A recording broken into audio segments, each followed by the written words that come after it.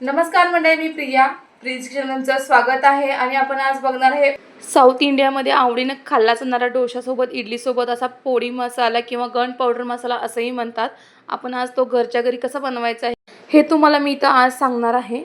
आणि आजच्या रेसिपीला सुरुवात करायची आहे. गॅस सिलेंडर सगळीकडे भेटत नाही आहे. सेम प्रॉब्लेम माझ्या बाबतीत पण झाला होता, पण म्हटलं इंडक्शनवर करायचं आहे.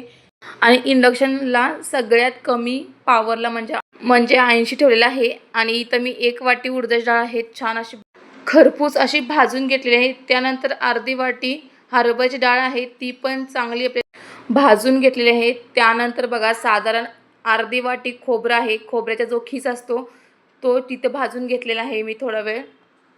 त्यानंतर साधारण अर्धी वाटी तीळ आहेत, ते पण आपले छान असे खरपूस भाजून घ्यायचे आहेत. आणि सोबत अर्धी वाटी शेंगदाणे आहेत, ते छान असे भाजून त्याचे फोलपाट आहेत ते काढून घ्यायचे आहेत तिथे. आणि सर्व जिन्नस खमंग असं भाजून घेतलेलं आहे. मी तुम्हाला दाखवते बघा. हे सगळे जिन्नस आहेत भाजून घेतलेले आहेत. आता हे मिक्सरच्या भांड्यामध्ये बारीक करून घ्यायचे आहेत. पण त्याआधी मी कढीपत्ता आहे हा वाळलेला, तो थोडासा भाजून घ्यायचा आहे. तुम्ही ओला कढीपत्ता पण वापरू शकता, तो पण छान असा भाजून घ्यायचा आहे.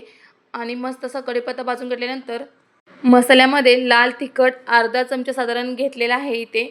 त्यानंतर पाव चमचा काश्मीर लाल मिर्च पावडर आहे, ती पण यामध्ये घातलेली आहे, कारण कलर खूप छान येतो आणि तिखट पण मिडियममध्ये राहतं.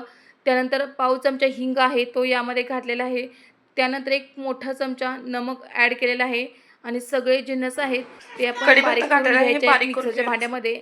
आणि अशा पद्धतीनं छान अशी पावडर आहे ती बनवून घेतलेली आहे. आणि हा मसाला तुम्ही एकदा करून ठेवला महिनाभर खराब होत नाही. तुम्ही इडलीसोबत, डोश्यासोबत, उत्तप्पाच नव्हे चपाती आणि भाकरीसोबत पण टेस्टला खूप छान लागतो.